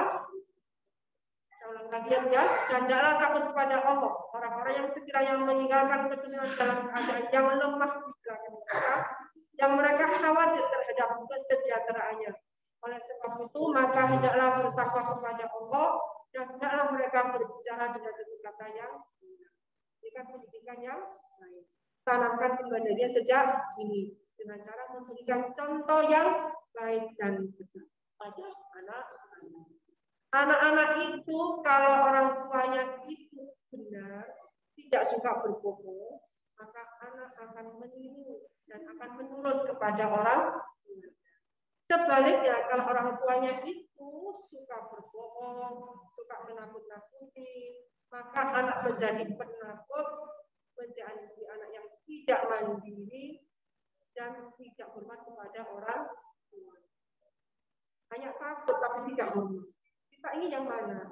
Kita ingin anak-anak kita itu sayang sama kita. Sampai kita meninggal tetap sayang. Ya? Karena apa yang kita berikan sekarang ini, apa yang kita cari-cari selama ini, ya tidak ikut kita. Ketika kita meninggal, kita tidak akan ikut kita ke dalam tubuh kita. Hanya 3 yang punya apa saja? Anak yang soleh, ibu yang bermanfaat, sedekah jariah, sedekah jariah, ibu yang bermanfaat dan anak yang soleh.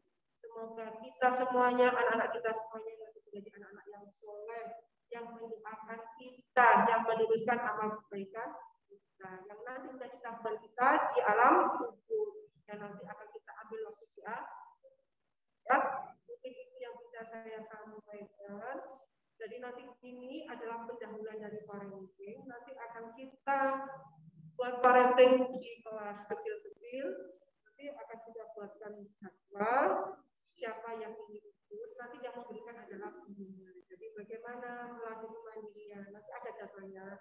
Bagaimana mendampingi anak belajar membaca, bagaimana belajar menulis, bagaimana belajar berhitung. Karena semua praktikal di SD biar tidak praktik, tapi tetap dengan cara ya. Mungkin itu ini kemungkinan foto anak-anak waktu bisnis C, tapi sekarang tidak bisa kita lakukan. Ya, ini, insya Allah. Ya, mungkin itu ya Bu ya yang bisa saya pas lebih dari 1 menit. Saya akhiri, kurang lebihnya saya mohon maaf yang sebesar-besarnya. Semua kekurangan itu karena memang kekurangan dari saya, yang benar itu kita dari kita akhiri dengan membaca doa sebelum surprise ya. Dapat dulu, monggo. Ayah bunda yang bertanya monggo dan nanti dapat surprise. Waktunya sudah habis Bu, jam 10. Ini ada catatan saja. Oh iya. Dari yang datang pertama kali yaitu bundanya Mas Aldo dari A2. Bundanya Mas Aldo dari Bundanya Mas A2. Aldo. Yang mana bundanya Mas Aldo? Monggo. Nanti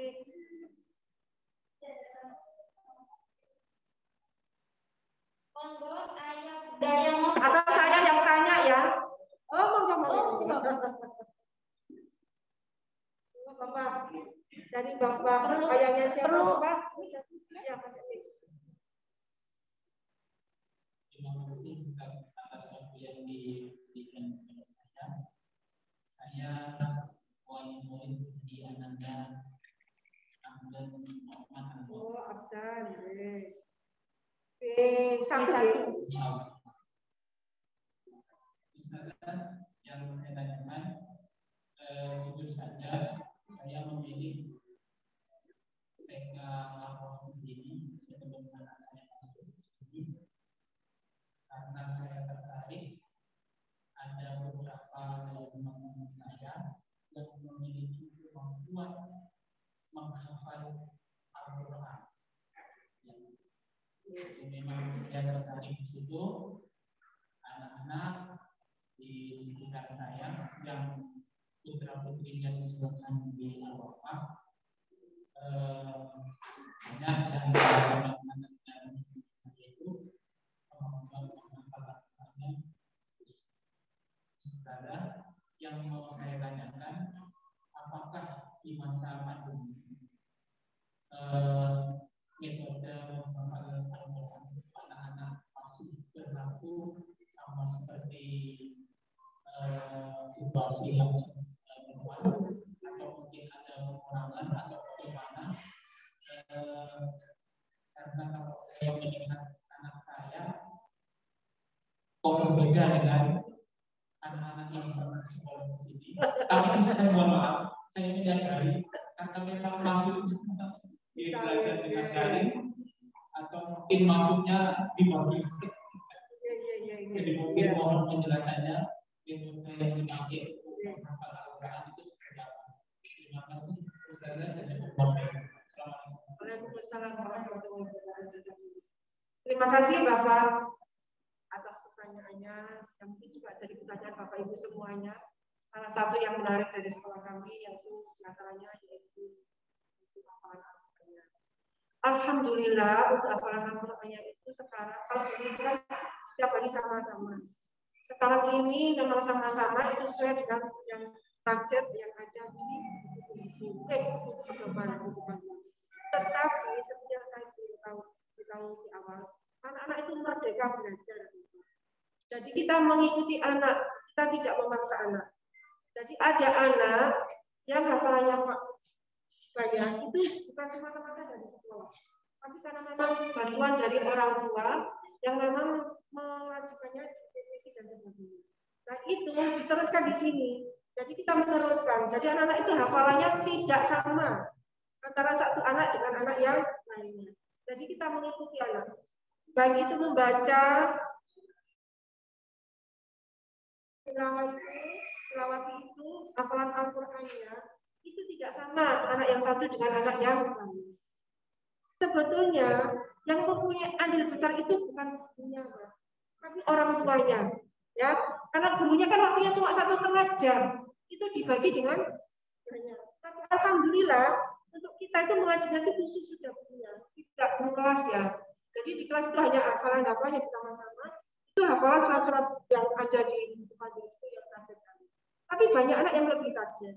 Itu karena tadi andil besar dari orang tua.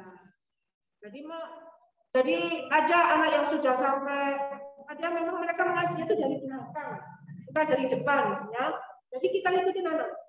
Jadi biar anak itu senang. Tapi kalau kita paksakan sesuai kita, kan anak tidak senang. Kan jadinya berjalan bersama-sama.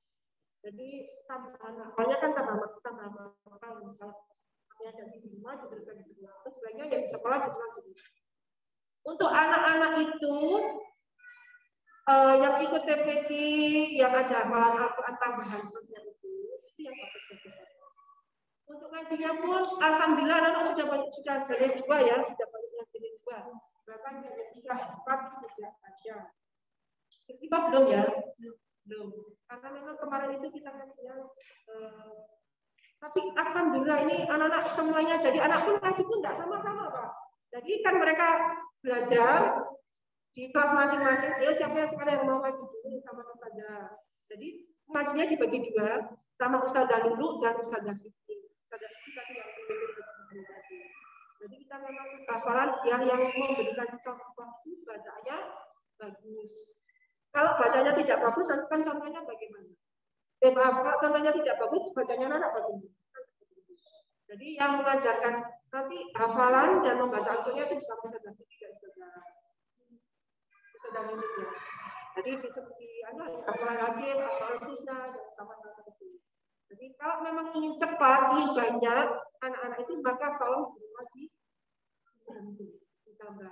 Jadi di sekolah, karena itu kan seperti ini aja Pak sebetulnya, tinggal tombol itu aja, tombol ditekan, tinggal rekamannya kan berjalan kan seperti itu. Anak usia 0 sampai 6 tahun itu kan pusat-pusat yang mereka menangkap, merekam. Makanya ada di Gresik itu ada pondok hafalan itu tidak menerima anak di atas usia 6 tahun. Karena memang usia 0 sampai 6 tahun itu untuk pendidikan ilmiah itu paling pesat perkembangannya. 80% perkembangan otak itu ada di usia 0 sampai 5 tahun sebetulnya. Kalau 6 tahun. 8 tahun sudah tambah sedikit. Kalau kita pakai bahasa kita bawaan. Jadi banyak berarti itu begini, nanti usia 8 tahun sudah boleh lanjut. Jadi pergunakan usia 0 sampai 6 tahun sebaik. Makanya di situ anak-anak dipersilakan untuk memilih. Aku sekarang mau menulis dulu, aku mau menggambar dulu, silakan. Nanti sampai itu, siapa sekarang yang mau ngaji dulu itu ditunggu sama Ustazah Siti sama Ustazah Lulu. Aku dulu yang ngaji. Jadi anak-anak itu selain anak kan nggak bisa duduk diam, kalau duduk lama kan nggak bisa. Dan kalau abdan memang masuknya di tengah-tengah ya, gitu ya. Ini jadi TK mana?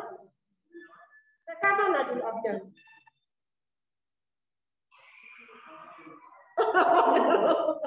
Ya.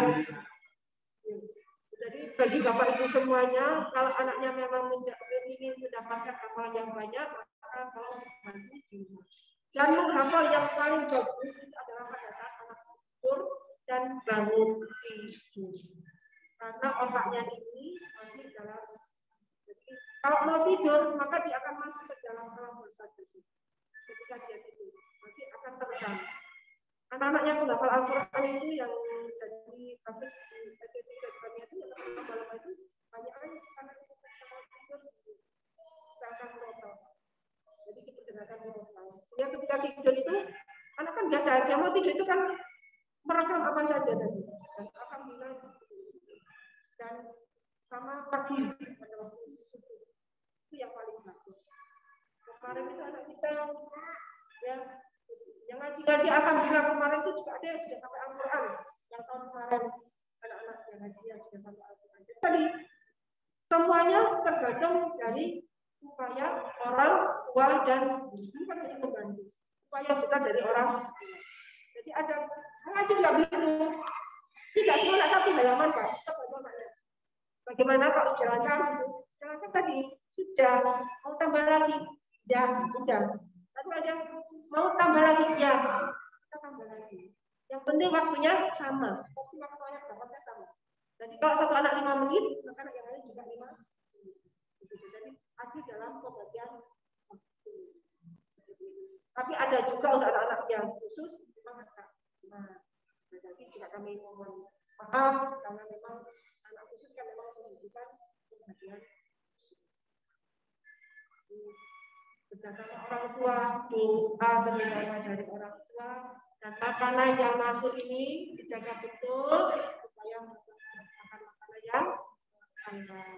Satu lagi saya mau beri tanggungan orang tua terhadap anak itu harus disegerakan. Jangan ditunda-tunda kalau ada. Mohon maaf ya Bu, saya sudah mengajar itu sudah bertahun-tahun, baik mengajar ngaji maupun mengajar di sekolah umum.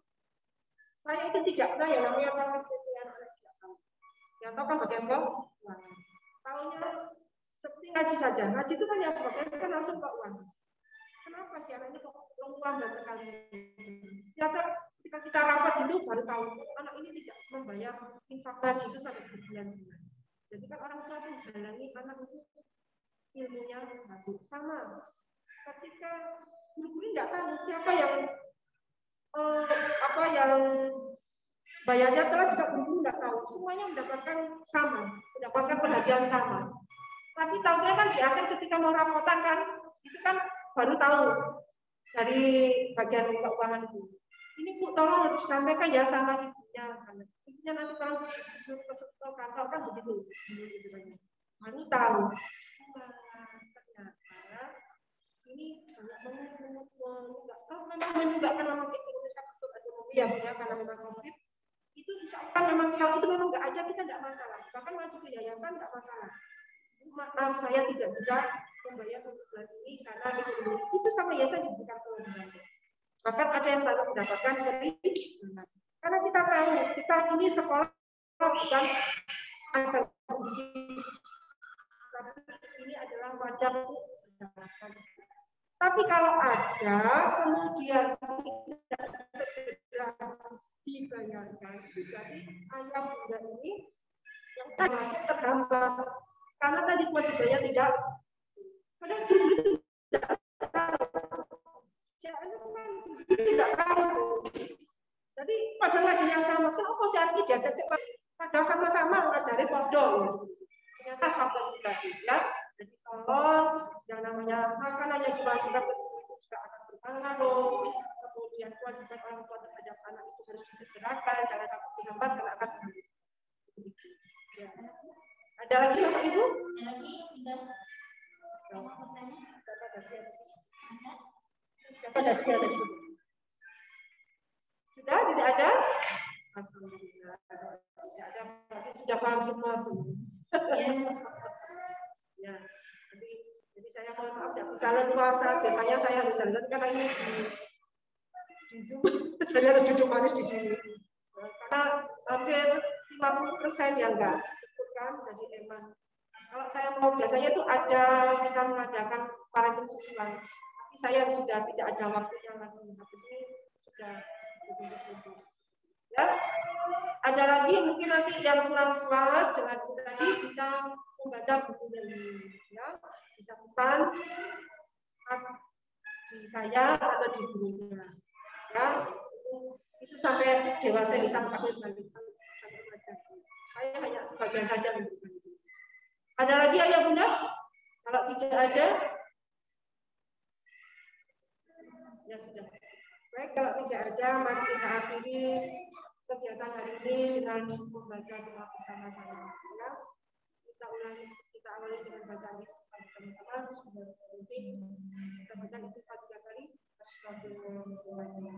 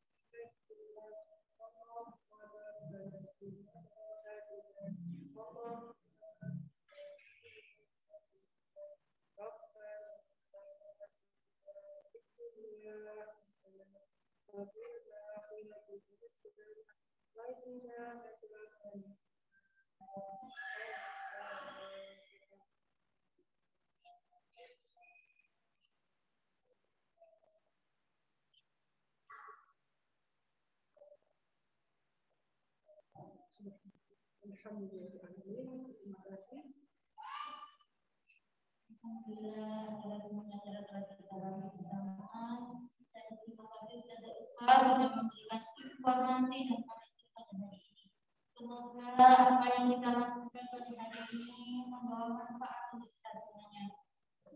Marilah acara ini kita tutup dengan doa penutup hadis. Subhanallah.